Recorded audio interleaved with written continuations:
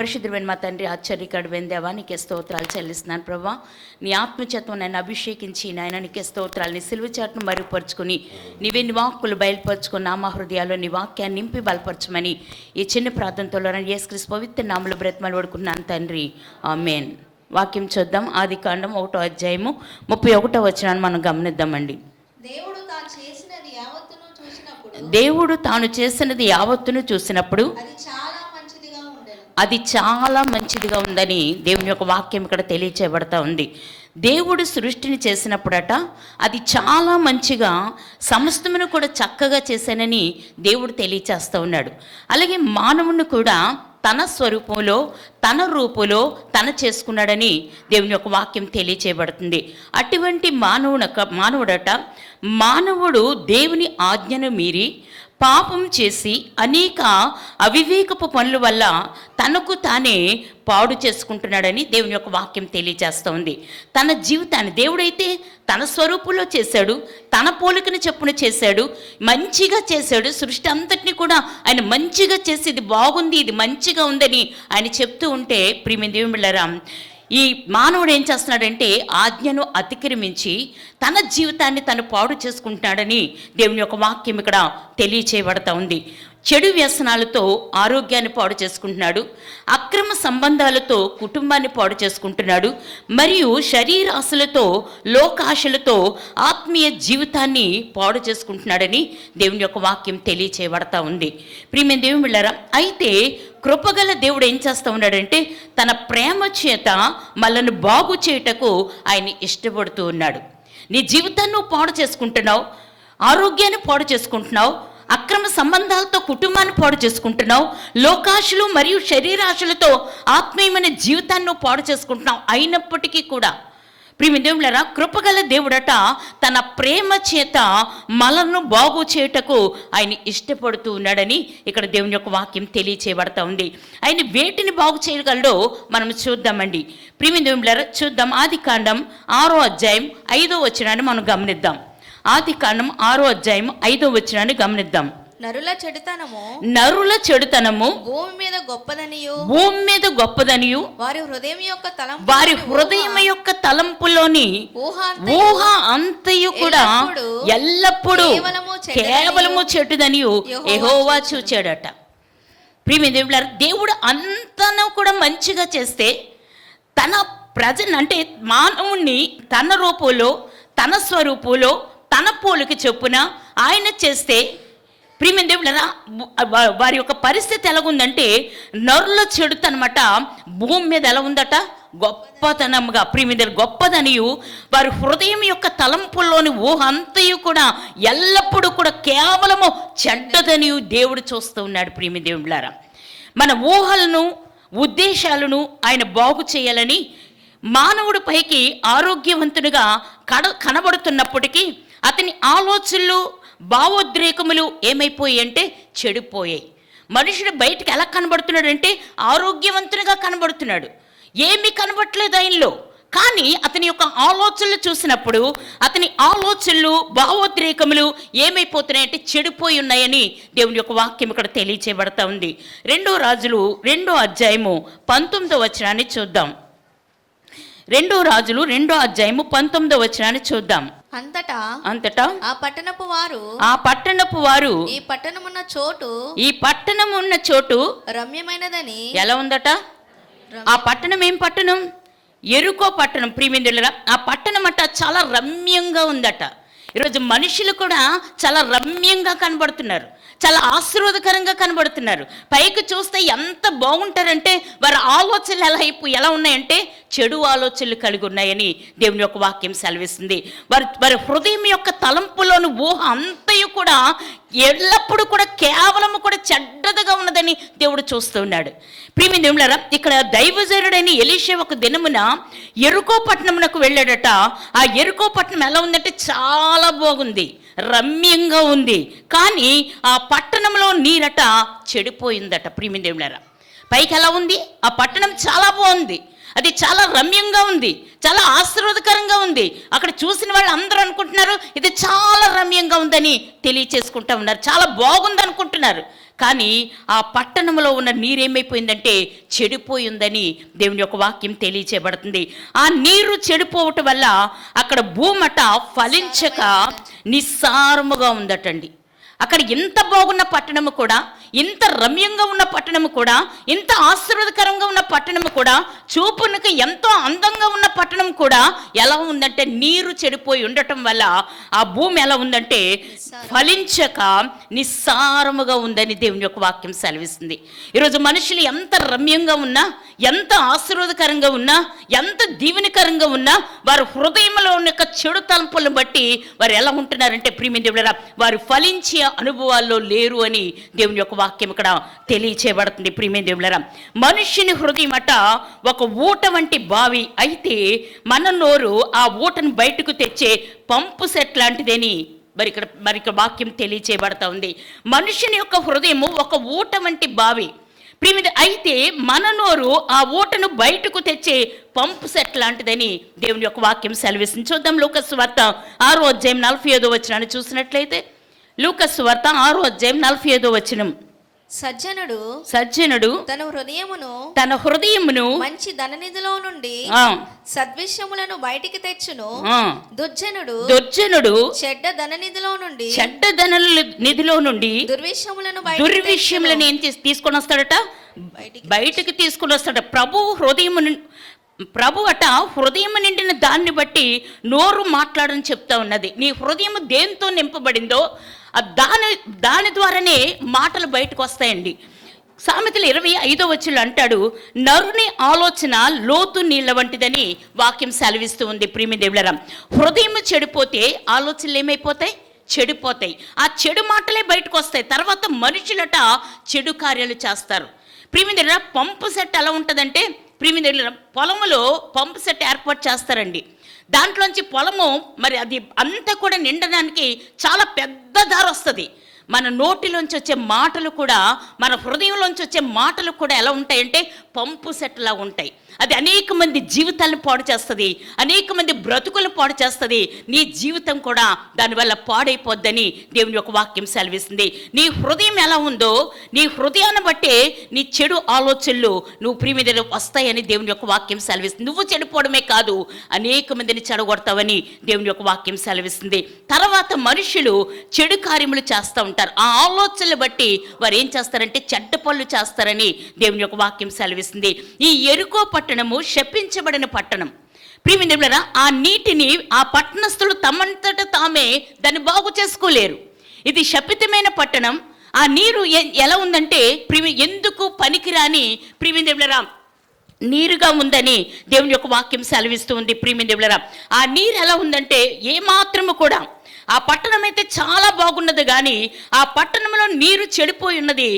ఏమవుతుందట, నీరు వల్ల భూమి ఫలించక నిస్సారముగా ఉందట. ఎలా ఉంది, అది శపించబడిన పట్టణము. ఆ నీరట అక్కడ ఫలించక నిస్సారముగా ఉందని దేవుని యొక్క వాక్యం సెలవిస్తుంది. ఈ నిస్సారముగా ఉన్న మరి నీరుని వారు బాగు చేసుకోగలరా? ప్రియమైన నిస్సారమైపోయిన మన జీవితాల్ని మనం బాగు చేసుకోగలమా? ప్రియమైన ఇక్కడ ఏమైపోతుందంటే ప్రియమైన ఆ చెడిపోయిన ఆ నీరును బాగు చేసుకోవటానికి వాళ్ళు ఏం చేస్తున్నారంటే దేవుని సహాయం కొరకు వారు ప్రవక్త దగ్గరకు వచ్చారని దేవుని యొక్క వాక్యం సెలవిస్తుంది. ఈ నీరు బాగుపడటానికి, ఎందుకంటే ఆ పట్టణం ఎంత రమ్యంగా ఉన్నా, ఆ పట్టణం ఎంత బాగున్నా అక్కడ నీరు పాడైపోవటం వల్ల అది ఏమైపోయిందంటే నిస్సారమైపోయింది. ఏ పంటలు కూడా పండట్లేదు, అది ఆశీర్వాదకరంగా లేదు, తాగడానికి కూడా ఏ మాత్రము కూడా బాగోలేదు. కానీ దాన్ని బాగు చేసుకోవటానికి ఎవరి దగ్గరకు వస్తున్నారంటే ప్రవక్త దగ్గరకు వస్తున్నారని దేవుని యొక్క వాక్యం ఇక్కడ తెలియచేయబడుతుంది. ఈరోజు మన జీవితాలు పాడైపోయి పైకి రమ్యంగా కనబడుతున్నాం, పైకి ఆశీర్వాదకరంగా కనబడుతున్నాం, కానీ మన హృదయం యొక్క ఆలోచనలు ఎప్పుడు కూడా కేవలం కూడా అవి చెడ్డవని దేవుని యొక్క వాక్యం సెలవిస్తుంది. ఈరోజు మన బ్రతుకులు మార్చుకోవటానికి ఎక్కడికి రావాలంటే నీ దేవుని దగ్గరికి రావాలని దేవుని యొక్క వాక్యం సెలవిస్తుంది. మానవుడు కూడా తన పాపము నుండి తను విడుదల పొంది తన్ను తాను రక్షించుకోలేరు. కానీ ఆ నీరు చెడిపోయినందున వాతావరణం బాగున్నా భూమి ఫలించలేదు. ఆ నీరు చెడిపోవటం వల్ల ప్రియమైన అక్కడ వాతావరణం ఎంత బాగున్నా కూడా అక్కడ ఏమవట్లేదంటే భూమి ఫలించట్లేదని దేవుని యొక్క వాక్యం సెలవిస్తూ ఉంది. ఈ దినాల్లో క్రైస్తవులు కూడా వాక్యము కూడా ఫలించకపోవటానికి కారణం ఏంటో తెలుసా? హృదయాలు సరిగ్గా లేకపోవటం వల్ల. వాక్యం మన హృదయాల్లోకి రావటం లేదు. మన జీవితాలు సరి చేసుకోవటానికి, మన బ్రతుకులు మార్చుకోవటానికి వాక్యం మన హృదయానికి తాకటం లేదండి. ఏదో వింటున్నాం, వెళుతున్నాం. ప్రియమైన అంతేగాని నీ హృదయానికి ఆ వాక్యం తాకినట్లయితే నీ జీవితం, నీ యొక్క హృదయ ఆలోచనలు మారుతాయని దేవుని యొక్క వాక్యం సెలవిస్తుంది. నీది ఫలింపు లేని జీవితం, ఫలభరితం కాని జీవితం. ప్రియమైన ఆ నీరు బాగోలేనందుకు అట భూమి ఏమైందంటే ఫలించలేదు. ఈరోజు మన జీవితాలు, మన హృదయాలు బాగోకపోవడం వల్ల ఆ వాక్యం నిన్ను తాకటం లేదు. నిన్ను తాకితే నువ్వు ఫలిస్తావు, కానీ నిస్సారమైన జీవితాలు, ఎందుకు పనికిరాని జీవితాలు, ఫలాలు లేని జీవితాలు, ఆశీర్వాదం లేని జీవితాలు, ఇటువంటి పరిస్థితుల్లో మనం ఉంటున్నామని దేవుని యొక్క వాక్యం సెలవిస్తుంది. ప్రియమైన దేవుళ్ళారా, చిన్న సాక్ష్యం నేను చెప్తాను. మంచి హిందూ కుటుంబం, బాగా పూజలు చేసే కుటుంబం. ప్రియమైన దేవుళ్ళారా, వారు ఏం చేస్తారంటే రక్షరేకులు, తాయెత్తులు అవన్నీ కడతా ఉంటారండి. ఆ కుటుంబంలో 3 బిడ్డలు. ప్రియమైన దేవుళ్ళారా, 3 బిడ్డలు అయితే మరి చిన్న బిడ్డ 3 సంవత్సరాల వరకు కూడా చాలా ఆశీర్వాదకరంగా, చాలా అందంగా, చాలా ప్రియమైన ఆరోగ్యకరంగా ఉంది. కానీ 3వ సంవత్సరం వచ్చిన తర్వాత ఆ అమ్మాయికి ఈ శరీరం అంతా కూడా ఆరిపోయి దుమ్ములన్నీ కూడా బయటకు వచ్చేసి చాలా వికృతమైన రూపం వచ్చేసింది అమ్మాయికి. ఏంటి ఇలాగ అయిపోయింది? ఈ అమ్మాయి తినటం కూడా, ఒక ఇడ్లీ ముక్క తినటానికి చాలా టైం పట్టేస్తుంది, అది తినలేకపోతుంది అమ్మాయి. అంత భయంకరంగా తయారైపోతే డాక్టర్ దగ్గర తీసుకుని వెళ్ళారు తల్లిదండ్రులు ఇద్దరు కూడా. డాక్టర్ ఏమన్నారంటే, నీకు ఎంతమంది పిల్లలమ్మా అని అడిగినప్పుడు, నాకు 3 పిల్లలు అని చెప్పినప్పుడు, ఈ అమ్మాయి మీద ఆశలు వదిలేసుకోండి, ఈ అమ్మాయి బ్రతకదు అని చెప్పారు. ప్రియమైన దేవుళ్ళారా, బ్రతకదని చెప్తే అమ్మాయిని తీసుకుని వచ్చేసారు. తీసుకుని వచ్చేసిన తర్వాత అమ్మాయి కూర్చోలేదు, అమ్మాయికి మరి పడుకోలేదు, అమ్మాయి ప్రియమైన దేవుళ్ళారా ఏ పని కూడా ఏమీ కూడా చేసుకోలేదు. అటువంటి పరిస్థితి. అమ్మాయి దుమ్ములు లెక్కెట్టుకుంటే ఆ దుమ్ములన్నీ కూడా లెక్కెట్టుకోవచ్చు, ఎందుకంటే అంత భయంకరంగా ఉంది అమ్మాయి పరిస్థితి. ప్రియమైన దేవుళ్ళారా, ఆ అమ్మాయిని తల్లి ఏం చేసిందంటే తన అక్కకి అప్పచెప్పి తన ఇంట్లో పనులు చేసుకునేది. ఈ అక్క ఏం చేసేది, అమ్మాయిని ఎత్తుకొని ఆ ఇంటికి ఈ ఇంటికి ఎదురిళ్ళకి అన్నింటికి తిరిగేది. ప్రియమైన దేవుళ్ళారా, ఆ ఎదురింట్లకు వెళుతున్నప్పుడు ఆ ఎదురు వాళ్ళు, ఆ పక్కళ్ళ వాళ్ళందరూ అనేవారు కదా, నువ్వు ఈ అమ్మాయిని తీసుకుని వస్తున్నావు, ఒకవేళ మా గుమ్మంలో ఈ అమ్మాయి చనిపోతే మేము ఇల్లు ఖాళీ చేసి వెళ్ళిపోవాలి, నువ్వు ఈ అమ్మాయిని తీసుకురావద్దు, మీరు మా ఇంటికే రావద్దు. ప్రియమైన దేవుళ్ళారా, అలా అన్నప్పుడు ఈ చిన్నపిల్లలు కదా, ప్రియమైన దేవుళ్ళారా తీసుకుని వచ్చేసి ఏడిస్తే ఆ ఎదురుగుంట కొంచెం దూరంలో క్రిస్టియన్ కుటుంబం ఉన్నదట. ఆ క్రిస్టియన్ కుటుంబం ప్రియమైన దేవుళ్ళారా ఎప్పుడు కూడా వారు పాటలు పాడుకుంటూ, ఆరాధన చేసుకుంటూ, దేవుని స్తుతిస్తూ ఉండేవారు. ప్రియమైన దేవుళ్ళారా కుటుంబ ఆరాధన చేసుకుంటూ ఉండేవారు. మరి పిల్లలకి పాటలు అంటే చాలా పిల్లలకి ఇష్టంగా ఉంటుంది కదండి. వీరెవ్వరూ కూడా ఆ పిల్లని మరి రానివ్వకపోతే ఆ పిల్ల ఎక్కడికి వెళ్ళిందంటే ఆ పాటలు పాడుతున్న క్రిస్టియన్ కుటుంబం దగ్గరికి వెళ్ళి అక్కడ కూర్చుంటే, అందరూ ఈ పిల్ల వస్తే నీ పిల్ల చనిపోతే మా కుటుంబం ఇల్లు ఖాళీ చేసి వెళ్ళిపోవాలి కాబట్టి నువ్వు రావద్దు. కానీ ఆ కుటుంబం ఏమందో తెలుసా, మీ కొరకు మేము ప్రార్థన చేస్తాం, ఆ పిల్ల కొరకు మేము ప్రార్థన చేస్తాం, మీరు ఇక్కడ ఎప్పుడు కూడా మా ఇంటి దగ్గరకు వచ్చి కూర్చోండి అని చెప్పి వాళ్ళని ఆహ్వానించారు. ప్రియమైన దేవుళ్ళారా, ఆ క్రిస్టియన్ కుటుంబం ఆహ్వానించినప్పుడు ఆ ఇంటికి వెళ్ళి కూర్చున్నప్పుడు మరి వారు పాటలు పాడుతున్నప్పుడు, మరి ఆరాధన చేస్తున్నప్పుడు, దేవుని స్తుతిస్తున్నప్పుడు, దేవుని వాక్యం చెప్తున్నప్పుడు ఆ చిన్నపిల్లలు అది విని అక్కడే పడుకుని పోయేవారట. పడుకుని పోయినప్పుడు ఆ తల్లిదండ్రులు వారిని తీసుకుని వచ్చి మళ్ళీ వాళ్ళ తల్లిదండ్రులకు వారు అప్పచెప్పేవారు. అటువంటి పరిస్థితుల్లో అమ్మాయికి 3 రోజుల్లోనే తేడా తెలియడం మొదలుపెట్టింది. ప్రియమైన దేవుళ్ళారా, హల్లెలూయా. తేడా తెలిసి అమ్మాయి ప్రియమైన దేవుళ్ళారా అమ్మాయి జీవితంలో తేడా వచ్చి ఆకలేస్తుంది అంతవరకు ఇడ్లీ ముక్క తినలేని అమ్మాయి విపరీతంగా తినడం మొదలుపెట్టిందండి. మొదలుపెట్టినప్పుడు ప్రియమైన దేవుళ్ళారా ఒక్క 10 రోజుల్లోనే అమ్మాయి చాలా ఆరోగ్యంగా తయారైంది. ప్రియమైన దేవుళ్ళారా, వాక్యం మనలో ఉంటే నువ్వు ఫలించడమే కాదు, నీ ద్వారా ఇతరులు కూడా ఫలిస్తారు. ఆ బిడ్డను బట్టి కుటుంబం అంతా కూడా ఏమనుకున్నారో తెలుసా, విగ్రహారాధనను బట్టి, ఈ విగ్రహారాధన వల్ల ఇన్ని దేవతలు, ఇన్ని దేవుళ్ళు పూజించాం, కానీ మాకెవ్వరికీ కూడా దీంట్లో మరి ఏమాత్రం కూడా నా పిల్లకి స్వస్థత ఇవ్వలేదు.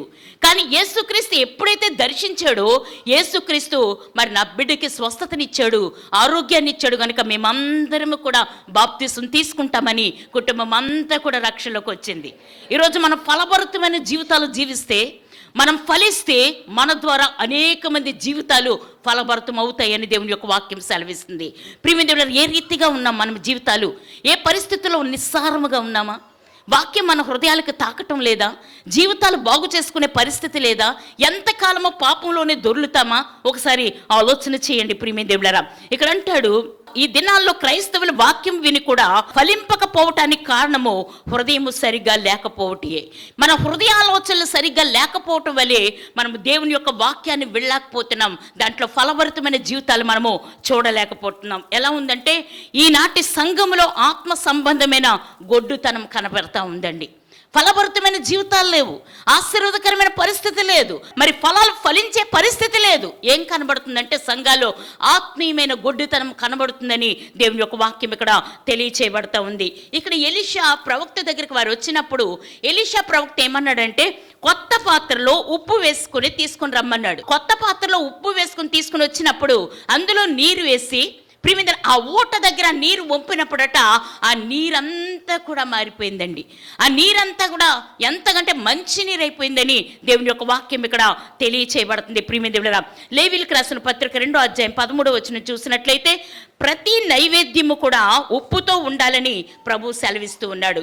ప్రియమైన దేవుడా, కొలస్సీలకు రాసిన పత్రిక 4వ అధ్యాయం 6వ వచనం చూసినట్లయితే ఉప్పు బలి సమర్పణమును మరియు సమాధానమును తెలియచేస్తుందని దేవుని యొక్క వాక్యం సెలవిస్తూ ఉంది. ప్రియమైన దేవుడా, ఉప్పనే యేసుక్రీస్తు దగ్గరకు నువ్వు వెళితే చప్పగా నిస్సారమైపోయిన జీవితాన్ని దేవుడు ఆశీర్వాదకరంగా చేస్తాడని దేవుని యొక్క వాక్యం ఇక్కడ తెలియచేయబడతా ఉంది.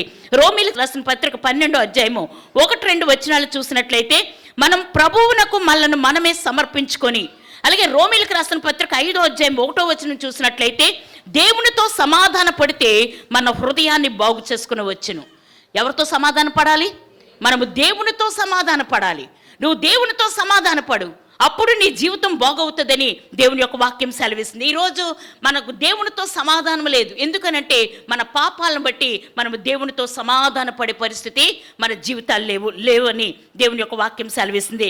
ఇక్కడ అంటున్నాడు దేవునితో సమాధాన పడితే మన హృదయాన్ని ఆయన ఏం చేస్తానంటున్నాడంటే బాగు చేస్తానని దేవుడు మాట్లాడుతూ ఉన్నాడు. ప్రియమైన దేవులారా, మన హృదయాలోచనలు బాగుపడితే మనం ఇక నిస్సారంగా ఉండక తప్పగా మనం ఫలిస్తామని దేవుని యొక్క వాక్యం సెలవిస్తుంది. నీ హృదయాలోచనలు బాగోవాలంటే, నీ హృదయంలో యొక్క తలంపులు బాగోవాలంటే నువ్వు ఎవరితో సమాధానం పడాలంటే నీ దేవునితో నువ్వు సమాధానం పడాలని దేవుని యొక్క వాక్యం తెలియచేయబడుతుంది. ఇక్కడ అంటాడు ప్రియమైన దేవులారా, నువ్వు దేవునితో సమాధాన పడితే నిన్ను దేవుడు బాగు చేస్తానంటున్నాడు. నువ్వు దేవునితో సమాధాన పడితే నీ జీవితాన్ని కడతానంటున్నాడు. నువ్వు దేవునితో సమాధాన పడితే నీ చితికిపోయిన బ్రతుకుల్ని దేవుడు కడతానని ఆయన మాట్లాడుతూ ఉన్నాడు. ప్రియమైన దేవులారా, ఇక్కడ అంటాడు యేసుక్రీస్తు సమస్త వ్యాధులను కూడా బాగు చేశాడు. ఏం చేశాడు? సమస్త వ్యాధులను కూడా ఆయన బాగు చేశాడు. మార్కు 7:37 అంటాడు ఈయన సమస్తమును బాగుగా చేసి ఉన్నాడు, చెవిటివారు విన్నట్లుగాను మూగవారు మాట్లాడినట్లుగాను చేయుచున్నాడని చెప్పుకొని అపరిమితముగా ఆశ్చర్యపడతా ఉన్నారు. ప్రియమైన దేవులారా, మత్తయి సువార్త 4వ అధ్యాయం 23-25 వచనాలు చూసినట్లయితే ఆయన శరీరధారిగా ఉన్న దినములలో ఆయన కుష్ఠ రోగులను, దయ్యం పట్టిన వారిని, మూర్ఛ రోగులను, చాంద్ర రోగులను ఇలా చెప్పుకుంటూ పోతే ఆయన ప్రతి రోగమును కూడా బాగు చేశాడని దేవుని యొక్క వాక్యం సెలవిస్తుంది. ఈరోజు ఆరోగ్యం బాగోలేదా? ఈరోజు నీ పరిస్థితే బాగోలేదా? ఈరోజు నీ జీవితమే బాగోలేదా? ప్రియమైన అటువంటి జీవితాల్లో దేవునితో నువ్వు సమాధాన పడితే దేవుడు అంటున్నాడు కదా నిన్ను నేను బాగు చేస్తానని ఆయన మాట్లాడుతూ ఉన్నాడు. ప్రియమైన దేవులారా, యాకోబు 5వ అధ్యాయం 15 వచనంలో చూసినట్లయితే నీ విశ్వాసంతో ప్రార్థిస్తే ఆయన నిన్ను బాగు చేస్తానని చెప్తా ఉన్నాడు. నువ్వు విశ్వాసంతో దేవుని దగ్గర ప్రార్థన చేసినట్లయితే ఆయన నిన్ను బాగు చేస్తానని ఆయన మాట్లాడుతూ ఉన్నాడు. ప్రియమైన దేవులారా, ఇంకా అంటాడు చెదిరిన హృదయాలను బాగు చేసే దేవుడని. కీర్తన 147:3వ వచనాన్ని చూసినట్లయితే గుండె చెదిరిన వారిని ఆయన బాగు చేయవాడు, వారి గాయములు కట్టువాడు అని వాక్యం సెలవిస్తూ ఉంది. గుండె చెదిరిపోయిందా? నీ జీవితం బాగోలేదా? నీ పరిస్థితి బాగోలేదా? నీ వ్యాపారం బాగోలేదా? నీ ఉద్యోగం బాగోలేదా? నీ కుటుంబ జీవితం బాగోలేదా? చెదిరిపోయిన జీవితాలుగా ఉన్నాయా? దేవునితో సమాధానపడు. ఈరోజు దేవునితో సమాధాన పడు. నువ్వు దేవునితో సమాధాన పడితే దేవునికి నీకు ఆటంకంగా ఉన్న ప్రతిదీ కూడా దేవుని దగ్గర ఒప్పుకున్నట్లయితే నీ జీవితాన్ని నేను బాగు చేస్తానని దేవుడు మాట్లాడుతూ ఉన్నాడు. ప్రియమైన దేవులారా, సామెతలు 18:14 వచనంలో అంటాడు నలిగిన హృదయమును ఎవడు సహింపగలడని వాక్యం ప్రశ్నిస్తూ ఉంది.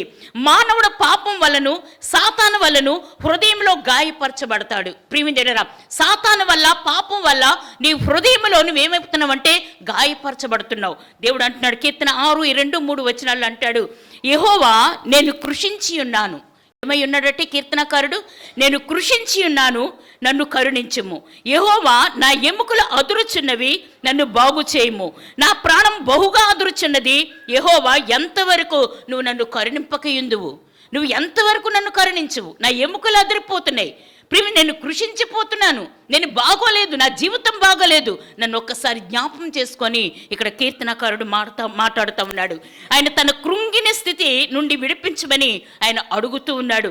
మనము నిరాశ నిస్పృహలో ఉన్నప్పుడు మళ్ళీ ధైర్యపరిచి నిలువ పెట్టేది ప్రభు ఒక్కడే. ప్రభువు మాత్రమే ఆ పరిస్థితి నుంచి నిన్ను తప్పించేవాడు. కృంగిపోయిన నీ జీవితాన్ని, పాడైపోయిన నీ బ్రతుకుని, ఎందుకు పనికిరాని మన జీవితాన్ని బాగు చేసేది నీ దేవుడు ఒక్కడే. ఆయనతో నువ్వు సమాధాన పడమని దేవుని యొక్క వాక్యం సెలవిస్తూ ఉంది. దేవుడారా, 1 రాజులు 19:1-8 అంటాడు కదా, ఏలియా చాలా కృంగిపోయి మరణాపేక్ష గలవాడై బదిరీ వృక్షం కింద కూర్చున్నాడట. ఆయన మరణాపేక్ష గలవాడై బదరీ వృక్షం కింద కూర్చున్నప్పుడు దేవుడట అతనిలో ధైర్యం పుట్టించాడట, రోషం పుట్టించాడట. ప్రభువే అతన్ని నింపినప్పుడు మళ్ళీ ఆయన పరిగెట్టాడు అని దేవుని కొరకు పరిగెట్టాడని దేవుని యొక్క వాక్యం సెలవిస్తుంది. ఈరోజు కృంగిపోయిన స్థితిలో ఉన్నావా? మరణాపేక్ష కలిగిన స్థితిలో ఉన్నావా? ప్రియమైనరా, ఏ పరిస్థితుల్లో ఉన్నా కూడా దేవుడు నీతో మాట్లాడుతూ ఉన్నాడు. నువ్వు దేవునితో సమాధాన పడితే నిన్ను నేను బాగు చేస్తానని ఆయన మాట్లాడుతూ ఉన్నాడు. యోహాను సువార్త 20:19 అంటాడు, యూదులకు భయపడి తలుపులు మూసుకొని గదిలో ఉన్న శిష్యులను దర్శించి ధైర్యపరిచిన మరలా వారినట సువార్త ప్రకటించడానికి లోకంలోనికి పంపింది కూడా ప్రభువే. యేసుక్రీస్తును సిలువ వేసినప్పుడు శిష్యులు అందరూ కూడా భయపడిపోయారండి.